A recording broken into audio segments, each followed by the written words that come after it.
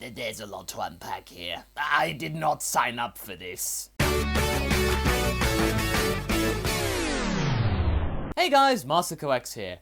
And now we're riding into the month of October, my birth month of all things. We're going into a what if which is a little bold when you come to the basic premise, but it's actually generated a nice little following over the last couple of months, despite the roundabout way we've chosen to go with things. It's certainly one of my recent favourites, which has really allowed me to investigate some deeper nuances with certain characters, and explore some things that Toriyama never really got around to doing. Especially when it comes to the emotional potential, and actually exploring the androids' feelings, and just see where they were before, Jiro abducted them. What is this what if exactly, Masako?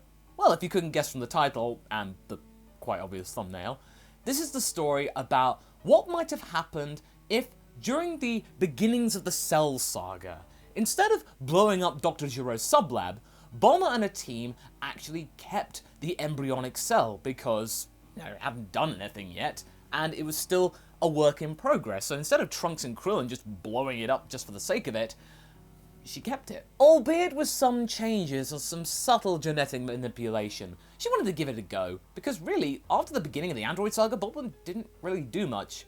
I mean, that is, of course, fix Android 16, but this was before that. When all was said and done, Bulma was able to perfectly gestate a cell clone. Well, technically it's not a clone, it's the present cell, but we're not going to get into that just yet.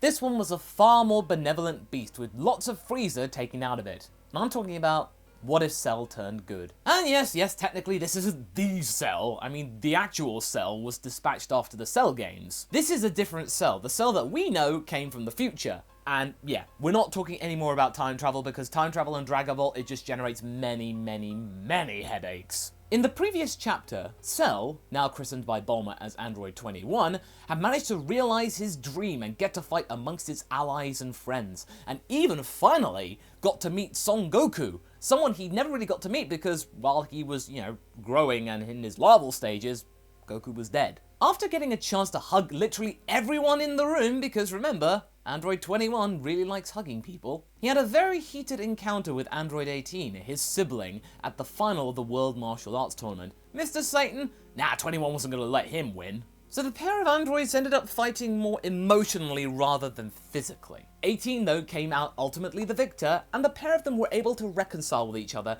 and begin the process of becoming at least civil with each other. However though, as that was going on, the rest of the gang discovered about Babidi and Dabura's plan from the Supreme Khan Kibito, and they went off to investigate. They were going through the trials as we were expected in the original anime, with the rest of the gang catching up after the tournament was over. Despite them coming to the Saiyans' aid, it was still too little too late to be able to stop Majin Buu from arising from his slumber. For thousands of years he laid dormant, but now Buu's sealed ball has been torn asunder, and the big pink beast is now roaming the earth once more. The release of Majin Buu from his sealed ball just confuses everybody around them, because Majin Buu, he's not like any other villain that they've actually encountered. In the depths of Babidi's ship, Majin Buu's just wandering around, laughing just maniacally, just to himself, and the rest of the fighters are just, what do we do now? Is he going to attack? Is this part of his thing?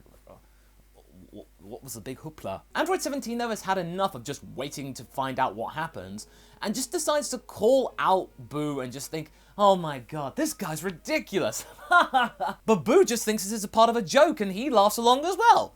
Everyone's just laughing for some reason, or at least those two. But then 17 just has had enough of laughing and just punches Buu in the head. So yeah, the joke was on Buu. And Buu doesn't like that. After 17 then tells Buu to shut up, Buu is now getting quite angry and gives 17 a proper pounding. It is then when everyone realizes the power of Majin Buu, and they're in deep doo-doo. Meanwhile, Dabura is slowly losing his control against fighting Android 21 and Gohan. They are very close to defeating the Demon Lord, who then starts to retreat. He was kind of on an even keel fighting Gohan, at least in his current state, but then when Android 21 joined the fight, yeah, Dabura realized that he was in for more than he bargained for. This is all very unfitting for the Lord of the Underworld. Meanwhile, the whole Majin Vegeta narrative string plays out like in the original. Vegeta knocks Goku unconscious and then has a climactic battle with Majin Buu, which leads to, you guessed it, the final explosion occurring. The only difference here in this part of the story is that 17 and 18 are present to try and whisk people away who would turn to stone from being obliterated in the final explosion. 17 also manages to hurt Babidi, kind of like what Piccolo did to the wizard.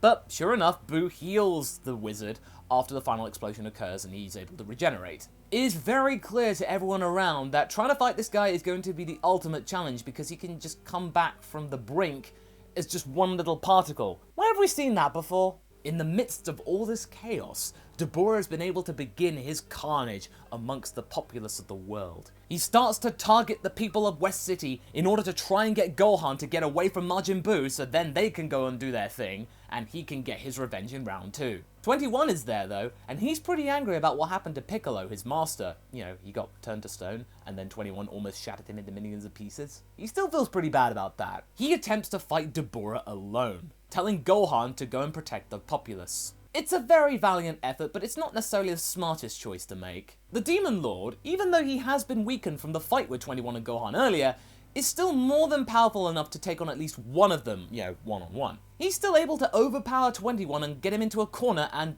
frankly, dominate from there. At this point, this is where 21's lack of experience is really coming back to bite him on the bum, and he's just really left running out of options here.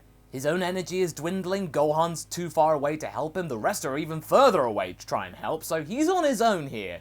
And he knows that his siblings aren't exactly that willing to help him just yet. That's still going to take a little bit more time. In his most desperate action yet, 21 resorts to the thing that he promised himself he would never ever do to anyone. Something that was the core mechanic of his sinister predecessor and Jiro's intent from the start. He then fakes defeat and seizes the opportunity to then drink Dabura. He stabs Dabura in the back and begins to take out his life essence. Dabura, having not been told about 21's backstory like is so common in anime, like what Cell did with Piccolo, has no idea about what's going on because he really wanted to try and defeat 21 after their fight earlier, and then realizes, uh-oh, that's not supposed to be there.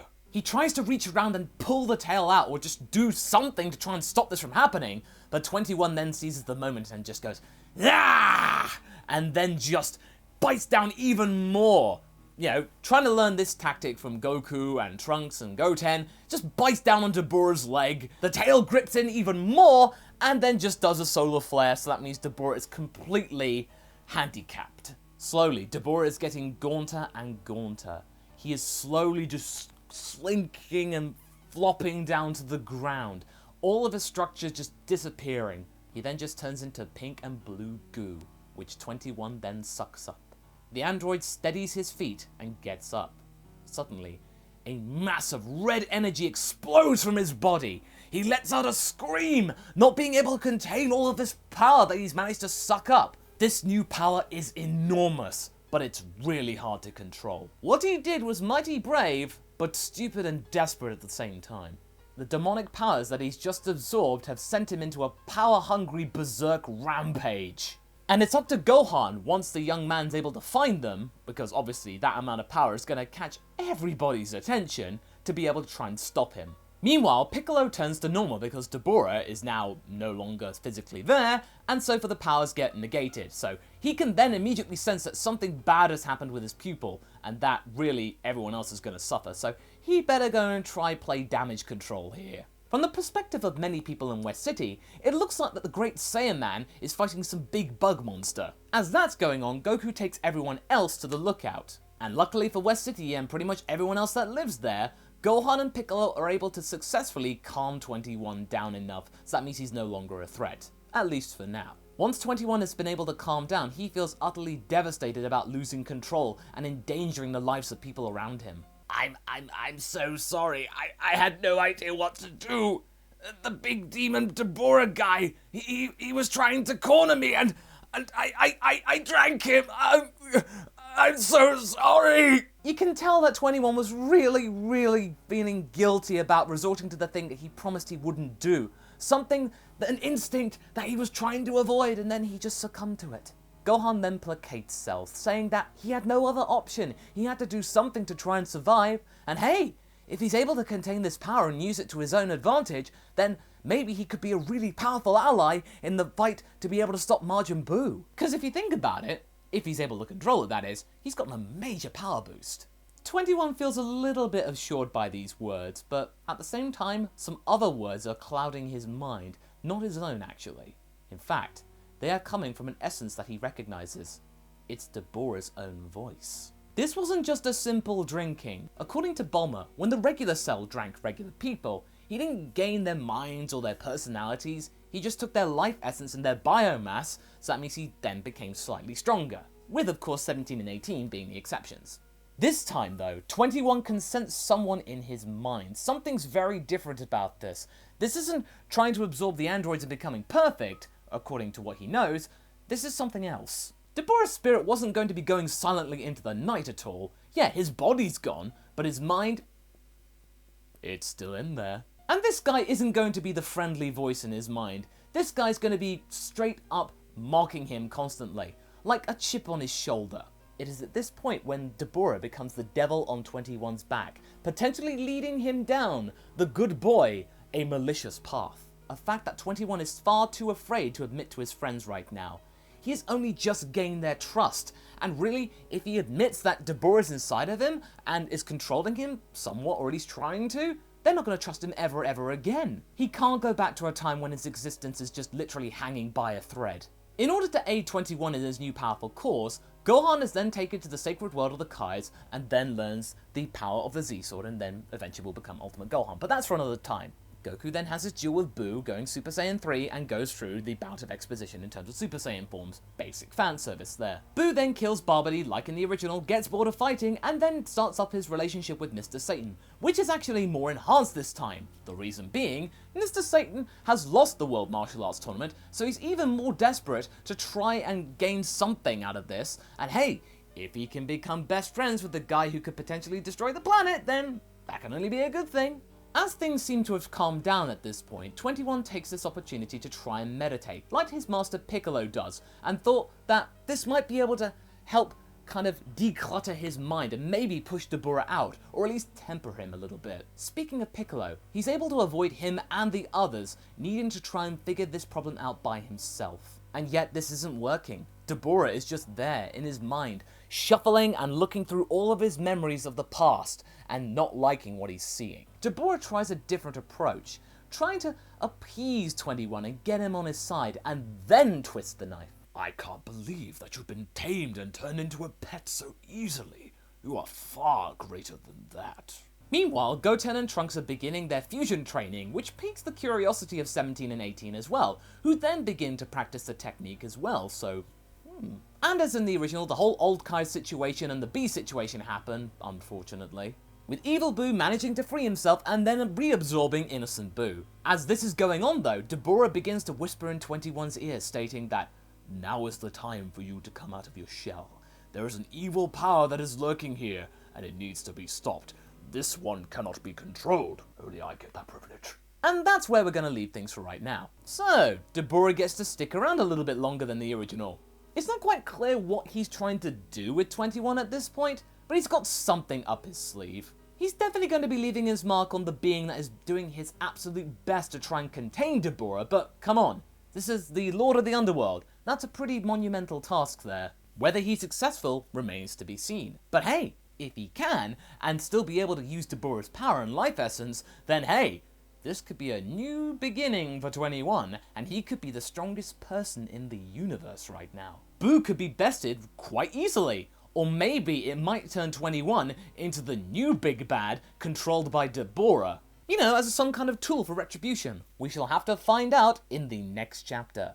So what do you guys think? Did you think Android 21 played a useful role in this chapter? Do you think the fusion of 17 and 18 will actually go anywhere? Leave a comment below and let's get this discussion going. Anyway, I hope you enjoyed this video. Until the next one, be sure to like and subscribe. Catch you later!